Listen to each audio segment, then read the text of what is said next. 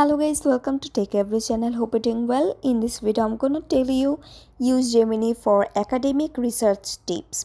So guys, you can use Gemini by helpful tool for students who need quick guidance during academic research. It can summarize long articles, highlight key ideas, and explain difficult concepts in simple language. You can ask it for research steps, topic suggestions, thesis ideas, or ways to organize your paper. Gemini also helps you find credible sources, create outlines, and refine your writing so your research becomes clear and more focused. It's a simple companion for making the research process faster, easier, and more organized.